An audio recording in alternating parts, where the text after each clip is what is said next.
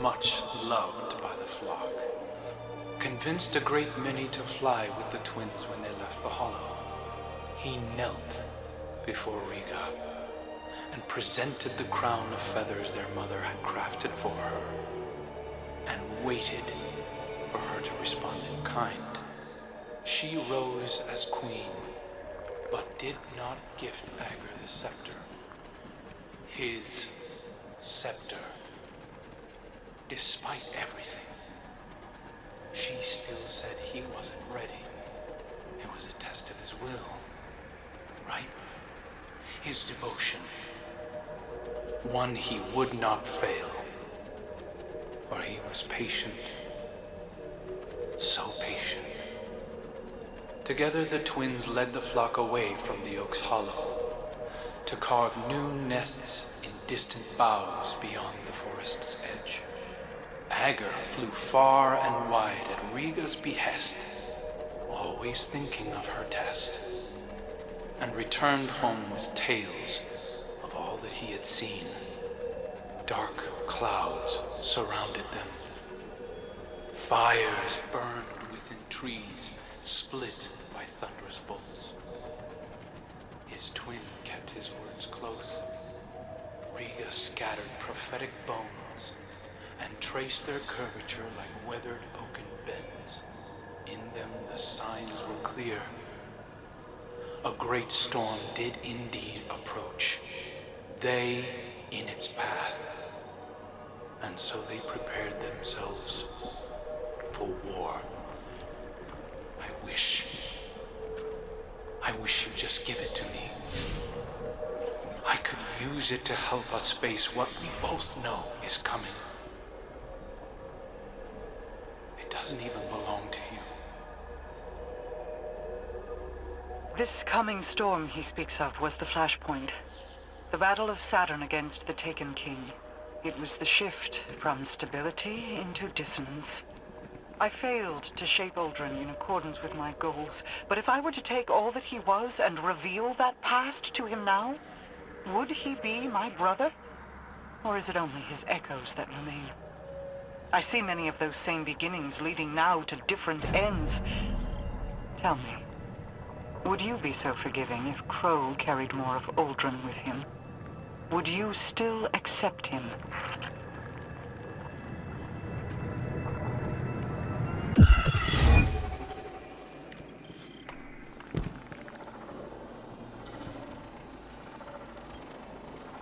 A defensive ward has been engaged over the Scepter. It is a failsafe to keep it protected.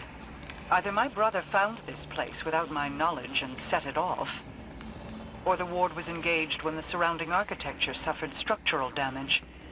There is a bypass. It is code, kept secret, in that it has been scattered across dozens of terminals throughout the Awoken territory. Fret not, you don't have to collect them. I will have the pieces consolidated and reformed. While you wait, you needn't stand idle like a lost child. Return to me. My borders are threatened.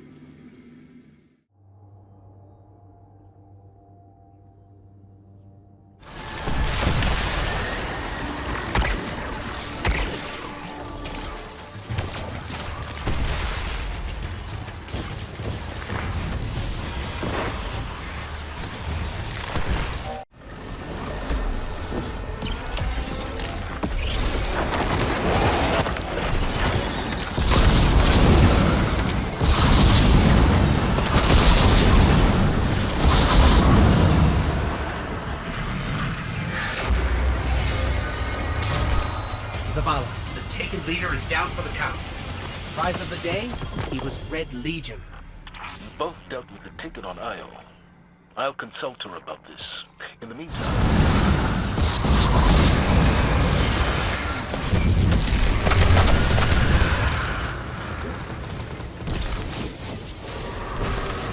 The Lotus play for power shows the danger of Hive logic, but also its flaws.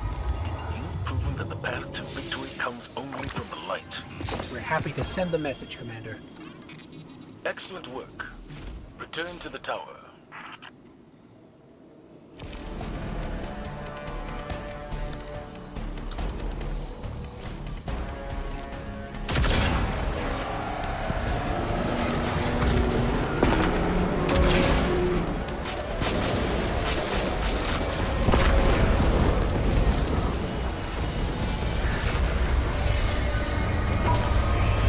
That's the last of them, Elizabeth.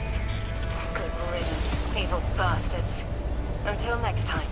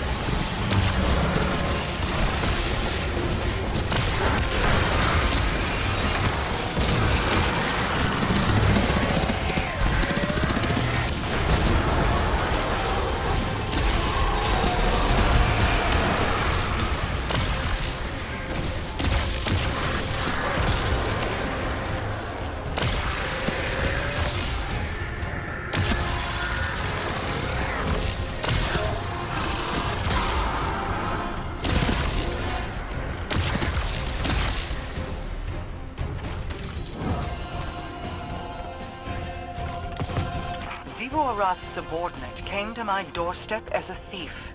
Their death is the price of encroachment. Ager's scepter carves pathways toward one's goals. The compass you carry is based off the same principles as this weapon.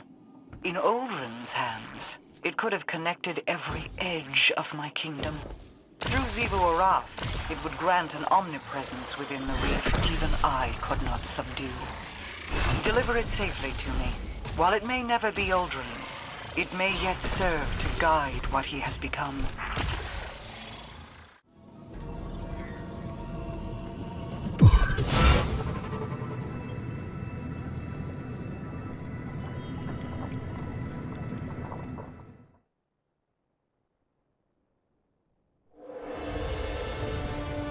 So you wish to hear the rest of my brother's story? Fine. I will oblige you. When the storm came, Riga and Ager rode the winds to meet it. A fleet of talons at their back. A great battle ensued. The storm took, as was its nature. Many fell, Ager among them. Riga could only watch as he tumbled down, down, down, until her heart beat alone. She dove into the storm, giving herself to destroy it. Riga's spirit ascended higher into the sky, where she hoped to reunite with her brother. Instead, she met the thing that sent the storm. A bottomless well of grief, unreachable by reasoning or bargaining or violence. A voice in the darkness. And so, Riga gathered her feathers into an aegis of wings to shield the world below. But over the years, feathers broke away. Futility wore thin her resolve. Then, one day, her heart began to beat as it once had. Doubled, distant, but different. A beautiful echo.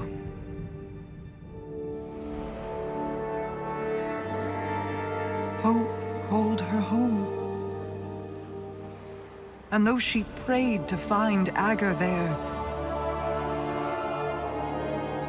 he never returned.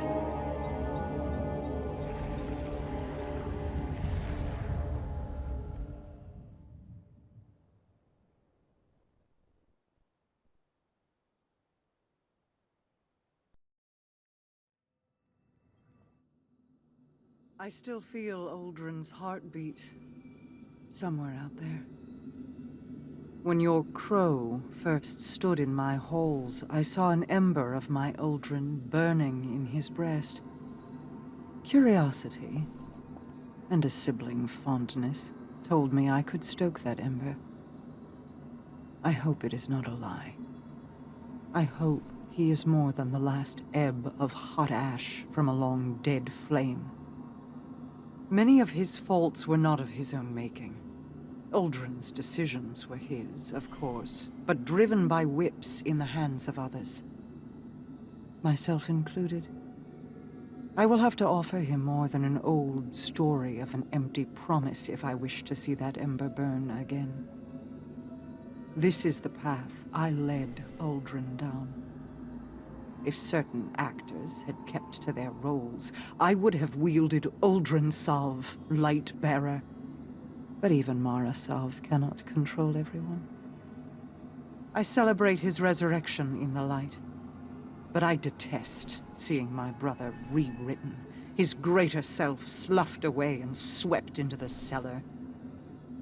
There is still good to draw from who he was. Don't squander it. He needs a star to guide him. Uldren or Crow, they are the same in that regard. Ager's scepter is yours, then. Both its burden and the freedom it can provide. Be careful with it, Guardian. He is prone to devotion.